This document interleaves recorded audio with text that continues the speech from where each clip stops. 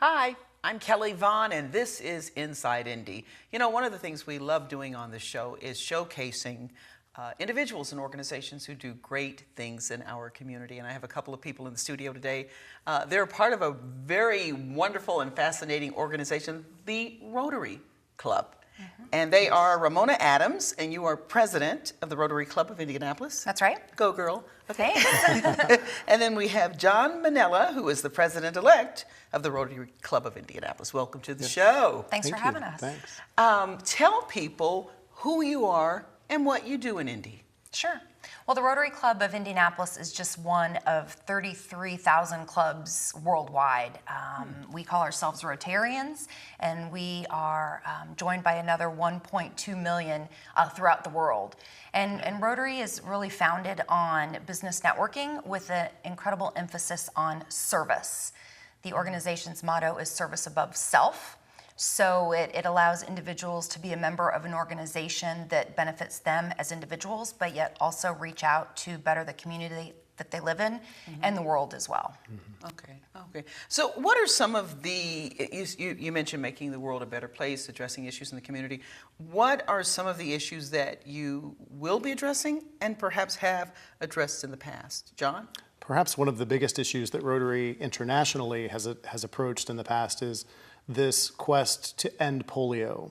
And we are, as they say, this close. We're down to, I believe it's 3 countries now that still have signs of the polio epidemic. But we have managed over the last several decades to work with people like Bill Gates and the Gates Foundation and several other health organizations around the world to eradicate polio. Wow. So where does it remain at this point? What countries? 3 countries in the Middle East. Really? Yes. I believe Afghanistan and Pakistan. And one of the biggest reasons for that is getting the healthcare workers there in order to get the vaccine to those who need it. So the vaccine is readily available. We are 99.9% eradicated, but until we can get access into all of those countries, unfortunately, there still are a few cases. Wow. But the program started in 1988, and Rotary International and the End Polio Now campaign have made incredible strides. Right. Wow. And my sister had polio as a young So you know, Yeah. and fortunately, there aren't nearly the cases, especially here in the United States. So a lot of people don't know about it. What it used to be like for these folks. So one of the things that I'm doing this year in my presidency, knowing that we are so close, is to remind people how far we've come and share images of those who have suffered from this and how amazing it is that 60 cents is all it takes to fund a vaccine itself. The actual dosage is only 60 cents. Wow. So it's pretty amazing, and it makes us here in Indianapolis feel like, you know, we do a lot of good here locally, but we're just 2 people, and we're a club of 300 plus who are still helping worldwide in that achievement. Wow, that's incredible. So how does one become a member of the Rotary Club?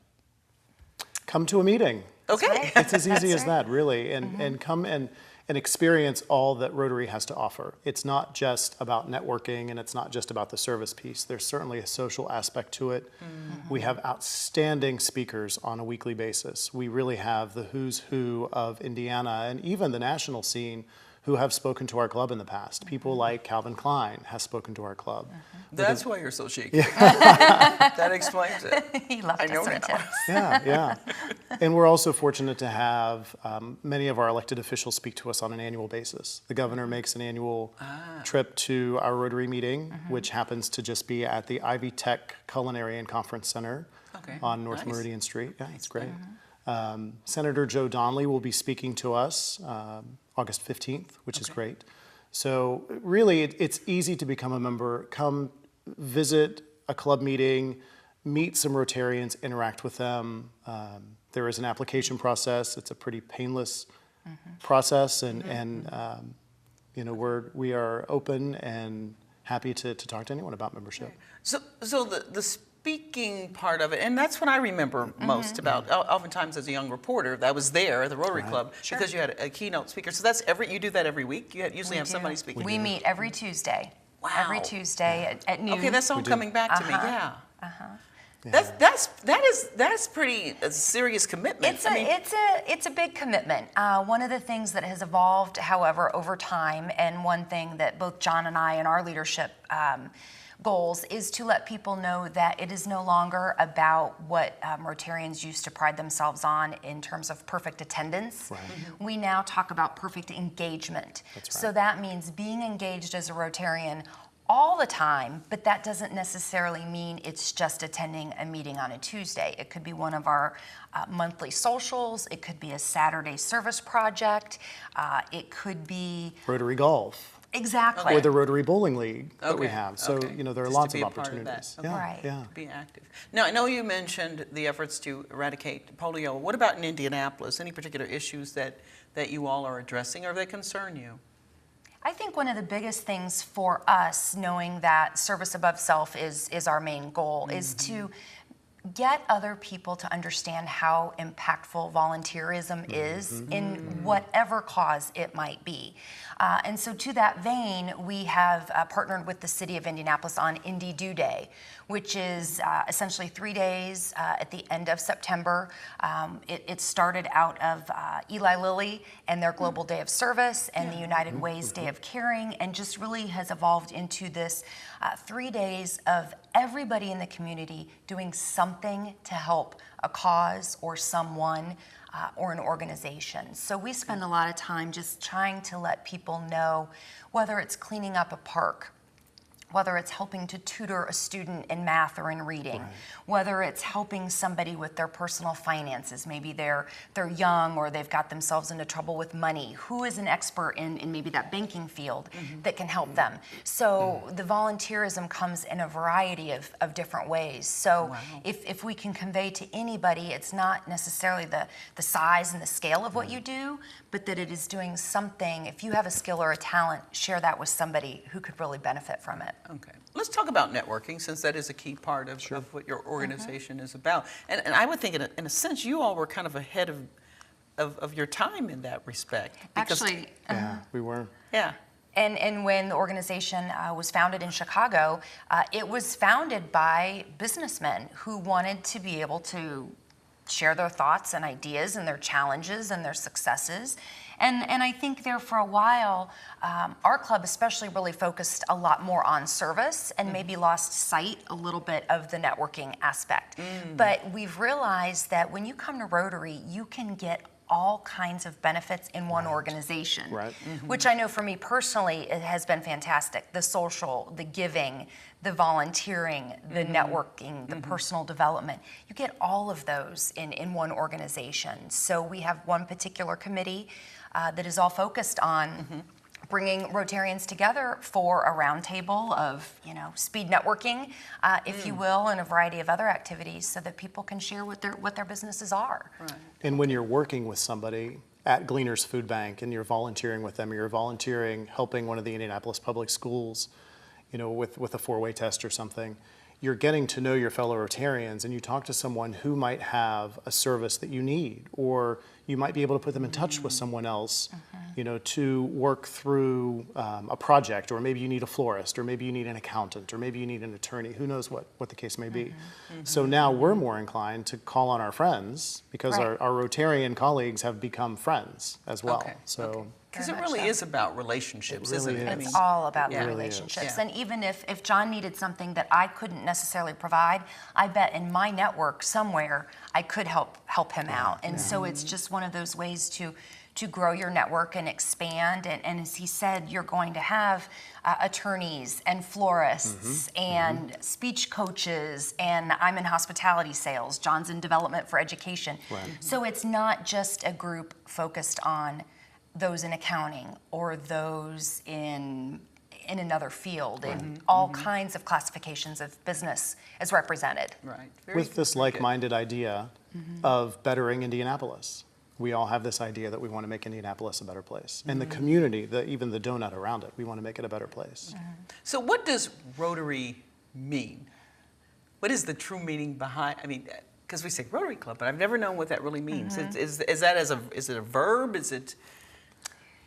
It's a really good question. It kind of is. I don't know. I'm just the president of it. We have, that's right. Rotary to us today is so much different than it was, in the early 1900s when it started. But our logo is a rotary wheel I got with you. hubs Okay. and spokes, and the idea of all these parts working together Got you. for a smooth, Okay. path to accomplish a goal. How's that? She's good. She's on good. her feet. She's good. And early in the development of Rotary, there's this idea that it was called Rotary because the people who founded, the men who founded Rotary, decided they wanted to meet in different places. They wanted Right. to experience different places. So the meetings rotated from place to place. Love it. Okay. Yeah. Yeah. Okay. Now, and what, it's interesting when you talk about the history of Rotary, the men, and now we have Right. a female president. Absolutely. That's So right. tell us what that's like leading. It's- What had many years ago been historically a male-dominated And club. it's a very timely question too, Kelly, because just this year was the 30th anniversary of the Supreme Court decision that said Rotary can no longer exclude women. Right. So back in May, we had a special Rotary meeting. Marianne Glick, local philanthropist and an entrepreneur, Oh, yes. spoke to us, and it was really a neat celebration. And I am excited to be the fifth female yes. president for the Rotary Club of Indianapolis. And interestingly, I'm following a female president that we just had last year. So girl power is, All right. is nice, and it's a great mix. There are a lot of Rotary clubs out there that are still male-dominated. We're not yet 50-50, but we're getting closer, and we're getting younger, and we're getting more diverse, and letting people know that, it takes all kinds to make a really inclusive club. Very good, very good. So how can people, I know you said attend a meeting, how can people attend the meeting to consider joining? How can we make that happen for them? First step is to visit indyrotary.org, and that's the website where they can go and learn more about what's coming up at the next meetings. We meet every Tuesday, Ivy Tech Culinary and Conference Center on Meridian Street. Plenty of parking? Plenty of Plenty of parking. parking, free parking. That's right. That's right. And if they're interested in joining, then come and find Ramona and I, and one of us will buy lunch, and we'll be Absolutely. happy to talk more about it. Okay. And there really is a lot of information on the website, There like really John is. said, just Okay. about our speakers. So if you're interested in coming back for a visit and your schedule's super busy and you want to kind of plan ahead, take a look. We have our schedule of speakers on there through October, and some of our special socials, as well as our community service projects. Okay, sounds good to me. Ramona Adams, who is the president of the Rotary Club of Indianapolis, and President-elect John Mandela. Thanks so much for joining us on Thanks, Inside Kelly. Indy. Thanks. And we'll have more for you when we come back.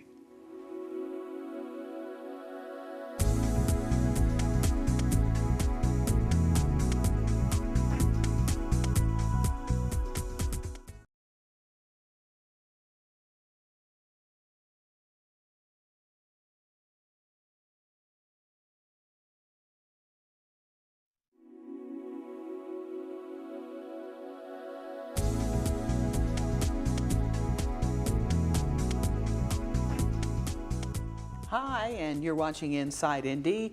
And in this segment of the show, we're going to be talking about self-awareness, race relations, not just with others, but within ourselves, right? And joining us, he is George Middleton. Now, he is a musician and pianist here at Indianapolis, but he's becoming well known for being an author, and his book is Beliefs Limiting Authentic Cultural Knowledge. Welcome to the show, George. I am so happy to be here, and thanks for squeezing me in. We always love having you here, and at some point, one other time you come, we're going to have you do a number or two for us to perform. Enjoy Since we got the doing piano that. back there. I see it. It's beautiful. We can make that happen. So you have a very important event coming up, March 24th? Yes. Tell us about that.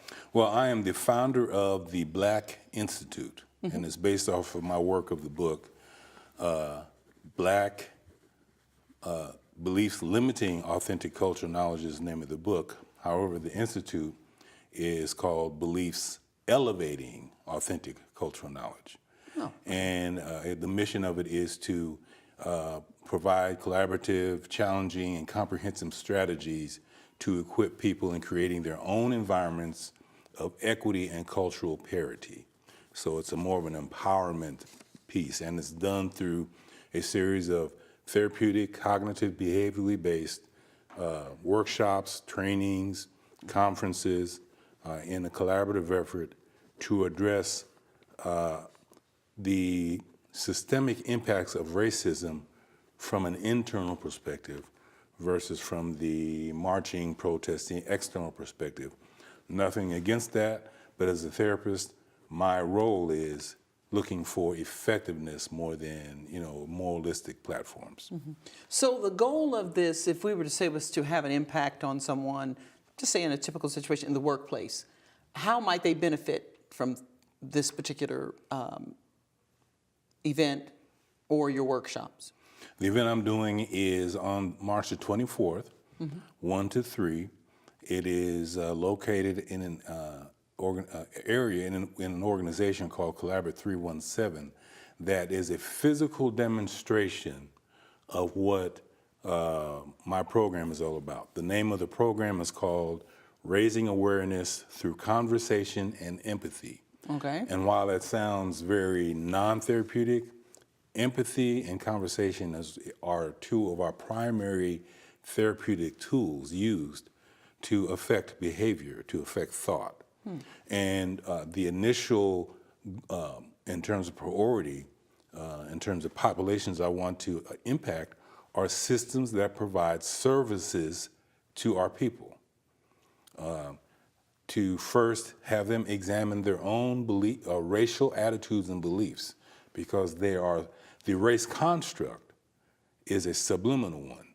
So the premise of the book, the premise of the organization, is that if you identify by any color on the race construct, you're more than likely utilizing a dysfunctional thought process, which directly converts to ineffective behaviors. And so we want to help our participants just gain more self-awareness and let them make their own decision on which way they want to go. But it's illuminating whenever I do these workshops how much people really took for granted what they thought they knew and what they don't really know, and how much of it was more of assumption-based. So could you give us an example just use me as an example, like something is there a particular question that you would be posing to me if I were to attend? Yes. The first one is identity. And I asked you this last time, but the question always it elicits different responses. Okay. Are you your color, or are you your culture? And that question means so many different things to so many different people. There's no right or wrong answer.